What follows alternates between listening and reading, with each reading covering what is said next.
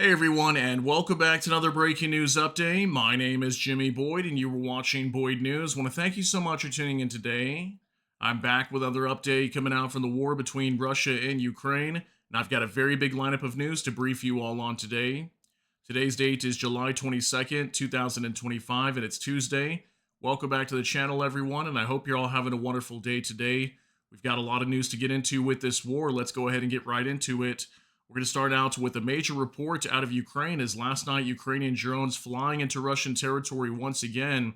We have reports of the Millerovo Airfield in Russia's Rostov Oblast that was being heavily attacked by dozens of drones. Let's start out with this report here on your screen. Ukrainian drones target Russia's Millerovo Airfield. 10 explosions reported. On the evening of July 21st, the Millerovo military airfield in Russia's Rostov Oblast was attacked by UAVs. Flashes and a fire were recorded. Russia claims 12 drones were allegedly shot down. All right, so yeah, that's what Russia's defense ministry was claiming. 12 drones shot down in the area of the Millerovo Airfield. And this airfield is very important for the Russians. They actually launch a lot of drone attacks on Ukraine from this airfield. So that's why Ukraine was targeting it overnight. We've got video footage coming out from that area and possible strikes on this airfield overnight with some of the footage I'll show you guys. We also have information that an important petrochemical plant in Russia's Samara region was targeted in a drone strike overnight as well. This is one of Russia's largest producers of materials allegedly used to make explosives. That was according to Andriy Kovalenko, the head of the Center for Ukraine's Center for Countering Disinformation. So we'll talk about that also. And some reports today of major attacks across Ukraine. I think we had a young boy who also lost his life due to a glide bomb attack in the city of Kramatorsk overnight. So very sad news to report there, but major strikes in Ukraine. I think we had somewhere around 40 drones fired from the Russians overnight, so nothing too crazy like what we've been seeing recently, but nonetheless, still some damage is reported across Ukraine with these drone attacks. So let's go ahead and jump into this. We're going to hop on over here to X, and we'll go over some of these details. Let's start out with Max 25. Massive UAV attack on Russia and Crimea, map from Drone Bomber. So here's the map kind of indicating the trajectory of the drones that Ukraine was firing into Russia last night. You can see a lot of them going into the Rostov Oblast, primarily targeting that Millerovo Airfield, which would have been just kind of up here on the northwestern portion of the Rostov Oblast. So a lot of the drones heading there. We've got some heading this direction on over to the Samara region, which would be just a little bit to the east, kind of cut off on this map. Give you guys a better map here in just a little bit where that petrochemical plant is located. It would have been right over here if the map were to continue next to the Ulyanovsk Oblast, if I'm saying that correctly. We also had drones entering up into the Moscow region. Once again, airports being shut down due to drone attacks. Major drone attack on Crimea as well. Wasn't really able to find out what was being attacked over there, but allegedly we did have some drones going down to Crimea overnight as well. So we'll move on to another update here from NOAA Reports. Ukrainian drones have struck the military airfield in Millerovo Rostov region. Okay, so this is allegedly video footage coming out from the airfield that's possibly showing drones smashing into it. It's a little bit hard to tell because it's a dark video, but we can see a fire that already broke out here, possibly from one drone crashing, and then you're going to see another one smashing into what appears to be this airfield. So take a look at this, about 9 seconds long.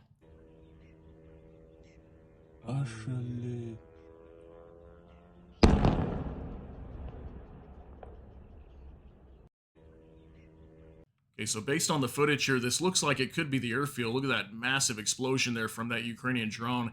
These look like maybe some lookout or watchtowers that are here on the airfield, and allegedly it was attacked by numerous UAVs. Again, 10 explosions being reported in this area of this airfield last night by locals.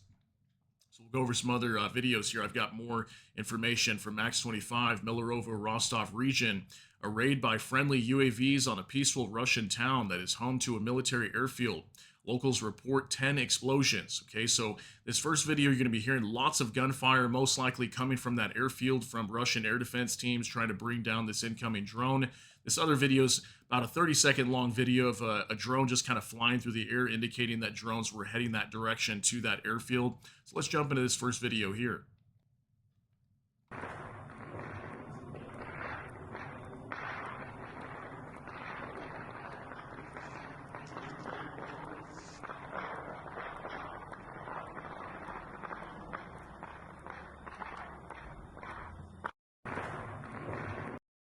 Okay, so we can hear lots of gunfire in the background. Russian air defense teams trying to shoot down these incoming drones. Again, from what I heard, dozens were attacking this Millerovo Airfield that's used by the Russians to consistently launch drone attacks onto Ukraine. Here's another video coming up.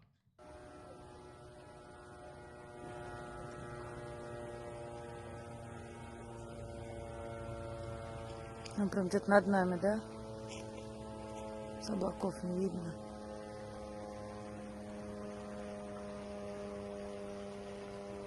Okay, we'll go ahead and pause it there. This video is a little bit longer than it needs to be, but what we can hear sounds like a drone flying through the skies over here in the Rostov Oblast, heading for the Millerovo Airfield, excuse me. Most likely, we've got a woman outside recording this event. Okay, so lots of drones attacking the Millerovo Airfield. Not too many details coming out just yet, but if we get more information on damages or anything like that, I will let you guys know at a later time.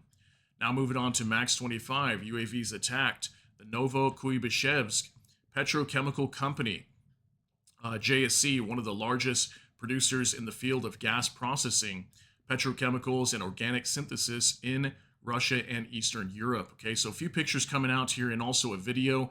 Unfortunately, we don't have any videos of direct strikes on the petrochemical plant located over here, but inside the Samara region, there's a massive oil refinery, and just right next door to that is a petrochemical plant known as the Novokuybishevsk Petrochemical Company, JSC. So this is a picture coming out that somebody was taking probably around the time they were hearing these explosions. Can't really see a whole lot, but it looks like there could be some smoke over here in the distance. That could possibly be a strike, but it's really hard to tell considering it's so dark over here, and it's also recorded here at night. Here's another picture coming out as well, and when I looked at this, it looks like we may have had a drone crashing into this kind of open field over here. I'm not sure if there's a building within these trees, but we definitely had what looks like maybe some sort of strike right here next to this massive oil refinery, and that's kind of where the petrochemical plant is located. It's located right next door to this massive oil refinery, so we got a video coming up as well. Let's go ahead and jump into that.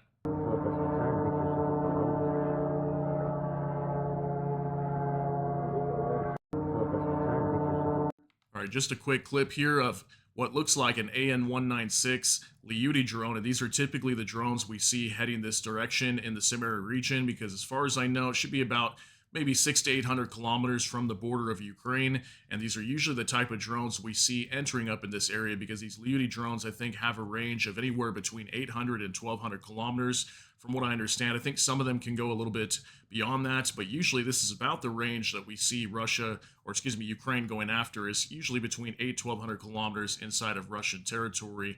So there's your video there. So again, not too much information on this attack here, but lots of sources indicating today. Also the Kiev Post, which is a major news outlet out of Ukraine, they were also reporting today that this petrochemical plant was attacked. So let's go ahead and hop on over to a map real quick as well. Let me show you exactly where this petrochemical plant is located. Okay, so we got Ukraine right here. Here's Russian territory. There's Moscow right there. It's a little bit southeast of Moscow. Again, probably I'd guesstimate about 800 or so kilometers from the border of Ukraine. We'll zoom into the Samara region just right here. It's kind of this circular shaped region. And here's the city of Samara right here, just a little bit southeast.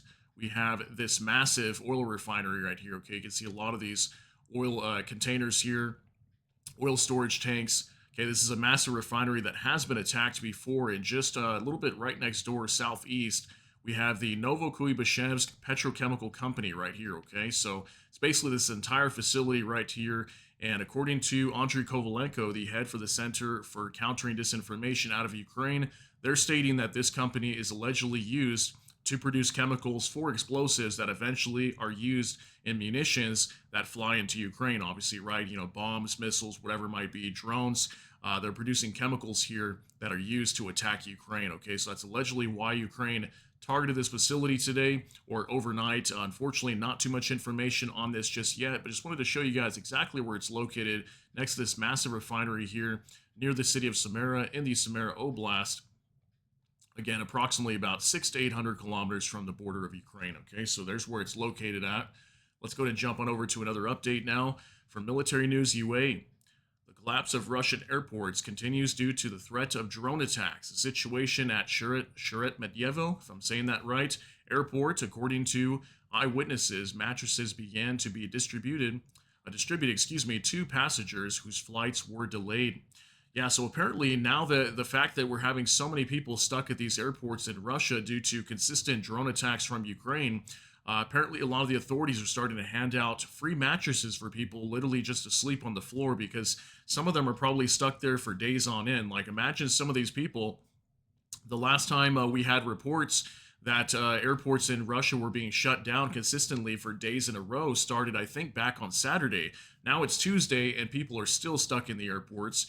So that's about what, maybe 4 days or so now. And many of these people still can't leave and get on their flights. So imagine if these people are stuck in a city that they're not normally from, they've got no choice but to stay here at the airport. I wonder how they shower and things like that, how they take care of hygienic needs. But yeah, allegedly they're handing out mattresses to people to allow them to sleep, as there's really not very many comfortable places to lay down here, imagine, right? So, pretty crazy what's happening at Russian airports. Now, for more translated, Ukrainian media report that a car belonging to the head of a company producing drones for Russian forces was set on fire in Moscow. On the night of July 21st, unknown individuals torched a Mercedes Benz ML350 at 1 Voroskova Street, if I'm saying that right, in Moscow. The car belonged to Vladimir Petrov, the head of the Petrov Engineering LLC, a company involved in the production of drones, electric motors, generators, and transformers to support the needs of the Russian military. All right, so we had some sort of CEO or top head of a company that had his car torched and destroyed. Looks like somebody carried out some sort of act. This is allegedly him right here on this identification card. Here's some pictures of him as well. Okay, running this shop that he works at. And allegedly, a lot of these supplies that are at this company are used to attack Ukraine. Okay, drone production and whatnot, electric motors, generators, transformers, any needs for the Russian military, direct connection to it at least. That's why we had this car torch. So it looks like Ukraine either carried out some sort of act. Was this their GUR that did this? Some sort of hit on this car to destroy it? Don't really know, but as far as I know, he was not inside of it and has not been harmed. I haven't heard any information about that. We have seen targeted attacks like this inside of Russia recently, sometimes carried out by Ukraine. Maybe it's partisans. We don't really know yet. If I get more information on this story, I'll let you guys know. Now from Anton Gerashenko, let's talk about attacks inside of Ukraine overnight. Russian attacks on Sumy and Odessa last night. In Sumy, 12 people were injured. 5 residential buildings, shopping mall, and 18 vehicles damaged. In Odessa, residential buildings damaged, vehicles burned down, 1 person injured. Russian attacks never stop. This is video footage out of Odessa down in southern Ukraine. This is a city that's frequently attacked.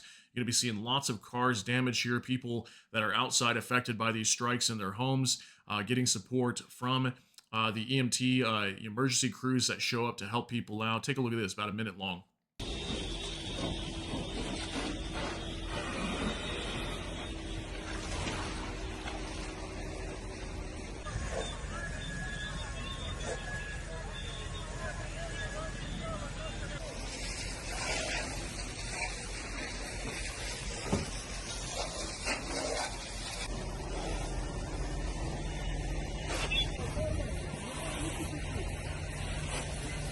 Задувай.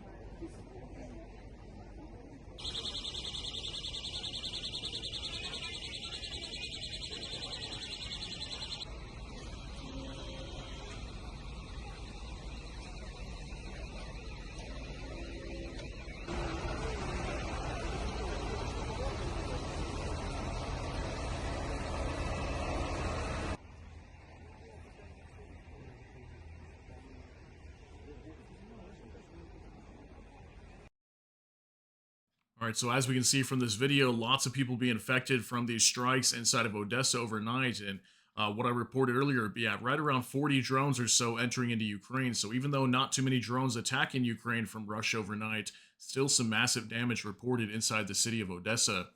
Now let's move on to Ukrainian review. At night, Russia again attacked Odessa with drone strikes. It is preliminary known that 1 person was injured. So very sad, at least 1 person being injured in these strikes. Look at this apartment home being hit and affected by these attacks from the Russians.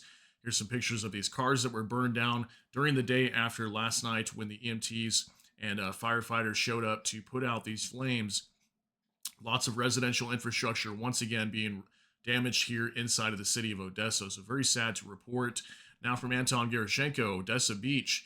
A Russian drone was found. Sadly, not everyone realizes how dangerous it is to approach and touch these debris. So here's video coming out from a beach in Odessa, and there were some people checking out one of these drones and some of the components that are in the inside. Probably a Shahid drone or Garan type from the Russians, and yeah, very dangerous to be doing this, to be messing around with this drone, because sometimes, especially these things are not completely detonated or destroyed. There's been cases where we've heard that some of these drones even have some sort of munitions that are on a time delay, that they might explode an hour, 2 hours later after it crashes. So very dangerous to be messing around with this, but we have some citizens over here inside of Odessa checking out this drone that had crashed. Now let's move on to Visegrad 24. A Russian glide bomb has hit an apartment building in Kramatorsk, killing a 10-year-old Ukrainian boy. Yeah, this was very sad to hear about today. A young little boy, 10 years old, losing his life due to a glide bomb that directly struck an apartment building inside the city of Kramatorsk. This is in southeastern Ukraine in the Donetsk region. And as you can see there, this building taking this direct hit from this glide bomb is something we have seen many times before from the Russians. Again, still targeting civilian homes, people inside, just simply trying to sleep or relax, and they're getting hit by bombs and drones repeatedly. Now for Bliskovka, the number of people injured in Russian strikes on the Ukrainian city of Kramatorsk has risen to 8, according to police reports. In addition, the occupiers dropped 2 glide bombs on Sloviansk, injuring 4 civilians, women age 54 and 63, and men age 39 and 53. So here's just more pictures showing damages in the cities of Kramatorsk and Sloviansk. These are both kind of similar areas in the Donetsk region. Just heavy damage reported due to glide bombs being dropped over here. And it looks like the number of injured has risen to 8. As earlier, I think it was like, 2 or so. And we had, unfortunately, a boy losing his life in the city of Kramatorsk as well. So very sad to report again. Now for Max 25. This night, Russia attacked gas production facilities. Dozens of drone strikes. There's destruction according to Naftogaz. So I believe Naftogaz is a huge company in Ukraine that works with gas, a gas company. And yeah, allegedly we had some production facilities or gas facilities that were targeted and attacked. I'm assuming this could be a new picture coming out showing a major fire at one of these facilities. And what we've been seeing recently is both sides, whether it be Russia or Ukraine, are not doing this as often. We have seen the Russians doing this from time to time, but there was a string of events, if you guys remember back towards the beginning of this year, especially Ukraine was just smashing gas facilities all over Russia. Yeah, from time to time, Russia does do this to Ukraine, but yeah, allegedly they did attack at least one production facility for gas concerns inside of Ukraine, and that could have been the case here. What we see in that photo, so sad to hear about that. Also, now for more translated. Ukraine's defense intelligence has examined a new Russian reconnaissance UAV used to detect Ukrainian air defenses. Nearly all major components are made in China. Specifically, the fuselage and blocks, a Chinese copy of the data transmission module, the controller with autopilot, navigation modules, antennas, speed sensor, and pilot tube all come from Chinese company CUAV Technology. This is despite the company's 2022 statement that it would restrict supplies to both Ukraine and Russia to prevent its products from being used in the war. So that's interesting. This company came out in 2022 saying they weren't going to be supplying any of this technology to Russia or Ukraine, yet somehow the Russians are able to get their hands on this. Maybe they're getting it through a third party or something. I don't really know. And they're still able to completely construct one of these drones with nearly all major components being made in China. This is something we've heard so much about recently, probably over the last month, that China is producing parts and somehow they're getting over to Russia. And I don't know if they're getting there directly or if another country is supplying it to Russia. And sometimes we see that certain companies, even out of the EU and sometimes the US, some of these components are coming from Western countries as well. And they somehow end up in the hands of the Russians. So looks like the US and EU have some sort of work to do to find out how Russia's getting these parts, because these things are eventually attacking Ukraine. Now from Geo Insider, breaking: Lithuania recorded 1,022 pilot reports of GPS interference in June, a 22-fold increase year on year. Authorities trace the jamming to over 10 Russian sites in Kaliningrad. Disruptions affect aviation, maritime navigation, and science across the Baltics, Poland, Finland, and the Baltic Sea. Yeah, this has been a big problem going on for more than a year now. Kaliningrad, which is going to be right in here where a lot of this red is at. It's kind of hard to see on this map, but it's Russian territory that's slammed between Poland and Lithuania. And we've got all the other Baltic nations over here as well, and then heading on up to Finland over here. So you can see all the GPS jamming going on pretty much all over the Baltic nations, even part of Finland as well. We've heard reports that a lot of planes that try to fly through this area get affected by this GPS jamming. And there was even a report that just came out probably in the last 2 weeks that NATO could potentially consider it an act of war if we happen to have, let's say, a plane flying through here, their GPS gets jammed and they maybe collide with another jet or something like that, or something happens causing the plane to go down, that they could consider that possibly an act of war at some point. So very dangerous what Russia's doing over here out of Kaliningrad with all this GPS jamming, but it looks like it's getting much worse. And if you look at this map, it's really starting to spread all over the place. So not good news there. Now check this out from Max 25. Google announced Monday the removal of nearly 11,000 YouTube channels and other accounts tied to state-linked propaganda campaigns from China, Russia, and more in the second quarter of 2025, according to CNBC. The takedown included more than 7,700 YouTube channels linked to China. These campaigns primarily shared content in Chinese and English that promoted the People's Republic of China, supported President Xi Jinping, and commented on U.S. foreign affairs. Over 2,000 removed channels were linked to Russia. The content was in multiple languages that supported Russia and criticized Ukraine, NATO, and the West. All right, so very interesting story coming out today, and lots of sources talking about this on X today. It's a very, very big topic of discussion, and many people coming out saying, why was this not done a long time ago? Why is Google barely jumping on board and doing this? Some ways it's really good for Ukraine that they are doing this. It'll stop a lot of the information that negatively hurts Ukraine from flowing around. And you might be wondering as well, does this affect the Boyd News channel? As far as I know, right now, we appear to be okay, but you never know. I mean, we are discussing this war here, and I try my best to stay in the middle on every topic we discuss. We do talk a lot about pro-Ukraine information here. A lot of my sources are pro-Ukraine, but I try my best to stay in the middle, talk about both sides, talk about Russia a little bit, talk about Ukraine, and just try to cover this war. We try to stay out of the politics, but sometimes we do have to discuss politics a little bit pertaining to the war to give you guys more information. But yeah, you never know what can happen, but we're trying our best to stay out here with you guys, and just know that we do have other sources of ways that you guys can support the channel as well if you want to. I am on Patreon, and we also have Buy Me a Coffee as well. These are both third-party platforms where you guys can support me outside of YouTube as well. I don't typically promote them very often, but the links are in the description if you guys want to support there, and I would appreciate it if you did. If not, that's okay too. I just appreciate you guys being here and checking out my work. So thank you so much for supporting me, and we're going to try our best to stay in our lane and focus on the news, because that's what I want to bring to you guys, is just bring you the truth, bring you the news, and that's it. So thank you guys so much for supporting. But yeah, major report today with Google doing that as of yesterday. Now for Bliskovka, Ukraine and Denmark are developing an AI drone interceptor. According to Defense Express, the Ukrainian company Odd Systems, together with the Danish defense concern Terma Group, is creating an innovative complex based on artificial intelligence to combat drones. The system will be able to autonomously detect, track, and destroy various types of UAVs, from civilian Mavic to reconnaissance and strike drones, including Shahed.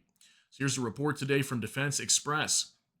Ukraine teams up with F-35 supplier to develop AI-powered drone interceptor. So this is great news to hear, okay? Ukraine and Denmark, they've been really working together a lot. We've been hearing so many reports of Denmark really stepping up and helping Ukraine out lately. And this is great because we've been hearing a lot about interceptors as well, drone interceptors that Ukraine is working on. At some point, we may see that Shahed drones and any attack drones inside of Ukraine are no longer an issue, at least for the most part, as Ukraine is really trying to scale these up right now. So a lot of the drones that are incoming to Ukraine are actually brought down by drone interceptors these days, and they're working on scaling that up as much as possible to make these drones no longer a threat. So very big news that we're hearing out of Denmark today. Now, for more translated, Zelensky has announced that in the new round of negotiations with Russia, the Ukrainian delegation will be led by National Security and Defense Council Secretary Rustem Umerov. The upcoming meeting, expected to take place soon, will also include representatives from intelligence, Ministry of Foreign Affairs, and the President's office. Ukraine is ready to work as effectively as possible to secure the release of our people from captivity, the return of abducted children, and end of the killings, and to prepare a leaders' summit aimed at achieving a real end to this war, the president of Ukraine stated. Okay, so we heard about this yesterday that allegedly Russia and Ukraine were going to be meeting in Istanbul again for another round of negotiations. And according to Zelensky, he actually announced this last night. This is going to be the case. They are going to be meeting with the Russians again here very soon. I think it's going to be starting tomorrow on Wednesday. They're going to meet in Istanbul once again. And there'll be lots of talks about freeing more soldiers again. I think I have more reports on that. All right, and this is from Bliskovka. Volodymyr Zelensky announced new stages of prisoner exchanges, citing agreements reached in Istanbul. The president stated that the upcoming exchanges are the result of second round of talks between Ukrainian and Russian delegations. So here's a report coming out today talking about these prisoner exchanges. Apparently, there's going to be more ongoing here very soon after these talks in Istanbul with the Russians. This was pictures coming out today. Zelensky, there's him right there in the back at the end of the table, meeting with top heads out of the Ukrainian government and military. So yeah, allegedly that's going to be a big thing coming up here soon. Is going to be more prisoner exchanges between Russia and Ukraine. Now for Max 25, Russia plans to spend about 1.1 trillion on rearmament by 2036, according to Kirill Budanov. He's the head of the HUR, their intelligence directorate in Ukraine. There is a total mobilization of politics, economy, and society of Russia to prepare for a future large-scale war, he said. So this is very dangerous. I mean, Russia is spending about 1.1 trillion on rearmament by 2036. That means the Russians are really gearing up for something big, and we've been hearing that at some point there could be a massive war with NATO and Russia eventually in the future. That maybe Russia might try to go after the Baltic nations or whatnot. Okay, so very dangerous information coming out, but it's good to know ahead of time. And just more indication that at some point Russia may attack NATO. We could have a major war breaking out in the Eastern Europe. And not good news to hear, but we know right now that NATO is actively preparing for a possible conflict with Russia in the future. Now, Vice Grad 24, Germany and Norway to assist Ukraine with air defense. Berlin and Oslo have agreed on joint financial support for air defense supplies to Ukraine. Germany will transfer 2 Patriot systems from its own reserves to Kiev and will later receive replacements from the U.S. Norway will cover part of the costs. This was announced by German Chancellor Friedrich Merz after a meeting with Norwegian Prime Minister Jonas Gahr Store, if I'm saying that right. So yeah, Germany and Norway going to be stepping up big to provide Ukraine with air defense systems. We know that yesterday, Boris Pistorius, the defense minister out of Germany, he was stating that Ukraine was going to be receiving 5 Patriot air defense systems very soon. Not sure what very soon means, but maybe it could be mean weeks or months potentially, possibly by the end of the year. Who knows? We also heard recently from U.S. President Donald Trump. He was talking about 17 air defense systems going over to Ukraine. We also heard those could be maybe coming from Switzerland. We're not really sure yet, but possibly Switzerland. So good news to hear, okay? Germany and Norway stepping up big as well to help out Ukraine, providing air defense systems. So good news to hear as well. Now from Nexta. According to the Institute for the Study of War, by winter, Russia may be able to launch up to 2,000 Shahed drones in a single strike. Russia is rapidly ramping up production of Shahed kamikaze drones and could be ready by November to launch as many as 2,000 drones at once against Ukraine, the Institute for the Study of War warns. Such an attack would be the largest since the start of the full-scale invasion. According to Institute for the Study of War, the number of drones launched by Russia is increasing by 31% each month, while early this year, Russia typically launched 100 to 200 drones per night. A record was set on July 9th with 728 drones used in a single wave. Germany has confirmed this assessment. Major General Christian Fruiting said Russia is currently capable of launching 700 to 800 drones and dozens of missiles every 3 to 5 days. The Kremlin's goal, he said, is to build capacity for a simultaneous strike involving around 2,000 drones. In fall 2024, Russia averaged about 2,000 drone launches per month. Now it's aiming to deliver that many in just one assault. These mass drone attacks are designed to exhaust Ukraine's air defenses, overwhelm systems, force the West to burn through interceptor missile stockpiles. They also allow Russia to strike critical infrastructure, civilian areas, and military targets. So this is bad news to hear. Also, we've been hearing that the Russians could be launching massive attacks on Ukraine's with drones. We've been hearing that the Russians are mass producing drones right now. There was just a video footage coming out from Russia's Ministry of Defense just the other day. I think it was on Saturday or something like that. They were releasing video footage of the Alabuga plant in the Republic of Tatarstan, and that is massively producing drones right now, sometimes over 100 per day just from that one facility. So Russia is gearing up for a major war in the future, and they're building a lot of drones right now. They really want to overwhelm Ukraine. And that's what we're hearing as well today from the Institute for the Study of War. Now, from NOAA reports, overnight on July 22nd, Russia launched 42 Shahed drones and decoys from Primorsko-Akhtarsk in occupied Crimea. Ukrainian air defense shot down or suppressed 26 drones. Another 7 were disrupted by electronic warfare systems. Okay, so about 26 out of the 42 being shot down overnight, another 7 disrupted by EW. Yeah, we did have some strikes inside of Ukraine, just like we reported out of Odessa, major drone strikes over there. I think there was even a video that I think was probably a little bit too graphic, but there was a drone flying over somebody's car in the Sumy region just yesterday, and it crashed into like a tree and right next to a bunch of cars. It was just such a massive explosion. I'm not sure if I can share that here, but I wanted to describe it to you and let you know what happened there up in northeastern Ukraine in the city of Sumy. They got hit by drones as well. So only 42. This is something we see. I feel like during the week, like Monday through Thursday, the Russians don't typically launch major attacks. Then once the weekend comes, that's when they slam Ukraine with 400 or 500 drones or more per night and missiles. So I have been noticing that recently. Now, our final updates here from the Kyiv Independent. These are the indicative estimates of Russia's combat losses as of July 22nd, according to the Armed Forces of Ukraine. And here we go. Russia's losses as of July 22nd, 1,090 troops, 7 AFVs, 94 vehicles and fuel tanks, 1 tank, 43 artillery systems, 256 UAVs, 1 MLRS, 18 cruise missiles, 1 special equipment. Okay, so not a whole lot here being destroyed on the Russian side. Again, 18 cruise missiles, obviously, because we had a pretty big attack onto Ukraine yesterday. A lot of missiles were entering into Ukraine. I think it was like something like 24 or 26. So good majority being shot down. MLRS launcher, this is a multiple launch rocket system. Looks like Ukraine destroyed another one of these. They just knocked out one of these just the other day. And artillery systems about average. Tanks, AFVs, still about the same here. AFVs up a little bit.